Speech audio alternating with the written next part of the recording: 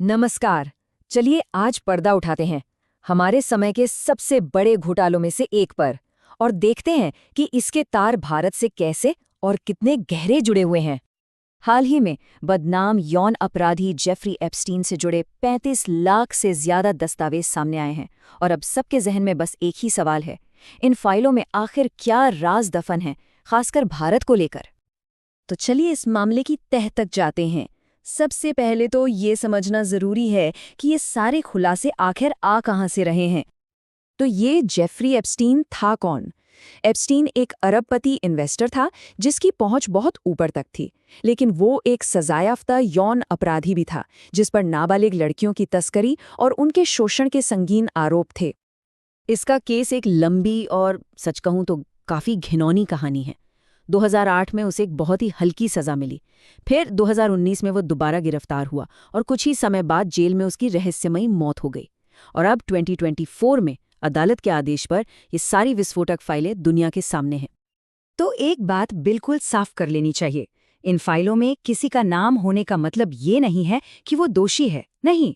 लेकिन ये फाइलें पावर, नेटवर्किंग और ऊंचे लेवल पर होने वाले नैतिक समझौतों की एक अंधेरी दुनिया को जरूर उजागर करते हैं। और ये मत सोचिए कि ये कहानी सिर्फ अमेरिका की है, बिल्कुल नहीं। इसका असर पूरी दुनिया पर पड़ा है। इन खुलासों की जो लहर उठी है ना, वो दुनिया भर में महसूस की गई है। ब्रिटेन से लेकर नॉर्वे, फ्रांस और यूएई तक कई देशों में बड़े बड़े ताकतवर लोगों के नाम सामने आए हैं, जिससे वहां की सरकारों में राजनीतिक संकट पैदा हो गया है। जैसे अमेरिका में आप ये देखिए कि पूर्व राष्ट्रपति ट्रंप और उनकी प्रॉपर्टीज का जिक्र लगभग 4000 बार हुआ है। 4000। फिर भी उन पर इन आरोपों का कोई खास असर पड़ता दिख नहीं रहा। और बात सिर्फ नेताओं तक सीमित नहीं है, यहाँ तक कि भारतीय मूल के लेखक दीपक चोपड़ा जैसे आध्यात्मिक गुरुओं का नाम भी इसमें आया है। दस्तावेजों में एप्स्टीन के साथ उनके कुछ परेशान करने वाली दार्शनिक बातें भी सामने आई हैं। लेकिन मामला सिर्फ आध्यात्मिक गुरुओं या विदेशी नेताओं तक ही नहीं रुका है। चलिए अब आते हैं सीधे भारत कनेक्शन पर, और यहाँ से तस्वीर और भी ज्यादा पेचीदा हो जाती है। कई जाने माने भारतीय नाम सामने आए हैं और हर नाम के साथ जुड़े हैं कुछ अलग और काफी चिंताजनक आरोप। अब जो चीज सच में हैरान करती है वो है बिजनेसमैन अनिल अंबानी का मामला। आरोप है कि उन्होंने कथित तौर पर भारत के नेतृत्व के लिए ट्रंप एडमिनिस्ट्रेशन से संपर्क साधने के लिए एप्स्टीन का इस्तेमाल एक फिक्सर के तौर पर किया, यानी एक ऐसा आदमी जो पर्दे के पीछे से बड़े लोगों के काम करवाता है। लेकिन बात सिर्फ पॉलिटिकल फिक्सिंग से आगे जाती है।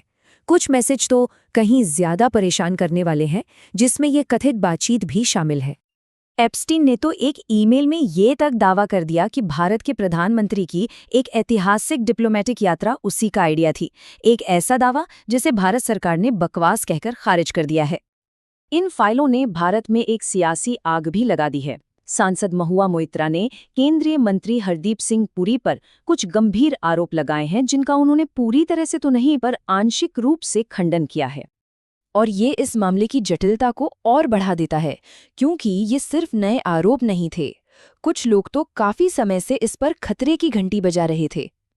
और ये सब हमें लाता है इस पूरे मामले के सबसे अहम हिस्से पर, इस पर आई प्रतिक्रिया या फिर प्रतिक्रिया की कमी पर। देखिए, जहां विदेशों में इस्तीफे हो रहे हैं, जांच हो रही है, वहीं भारत में जिन लोगों के नाम आए हैं उनकी तरफ से ज्यादातर खामोशी है। और इसी खामोशी ने विपक्ष को कुछ बहुत गंभीर सवाल उठाने पर मजबूर कर दिया है, जैसे कि क्या किसी बात को दबाने की कोशिश हो रही है। तो यहाँ से जो एक बड़ी बात समझ आती है वो है अलग अलग लोकतांत्रिक देशों में जवाबदेही का फर्क। ये एक ऐसी राजनीतिक संस्कृति की तरफ इशारा करता है जहां अक्सर बड़े नाम ये मानकर चलते हैं कि विवादों का तूफान बस चुपचाप गुजर जाएगा और लोगों का ध्यान किसी और मुद्दे पर चला जाएगा। और इसीलिए एप्स्टीन की फाइलें हमें एक आखिरी लेकिन बहुत गहरे सवाल के साथ छोड़ जाती हैं, जो किसी एक नाम या घोटाले से कहीं बड़ा है।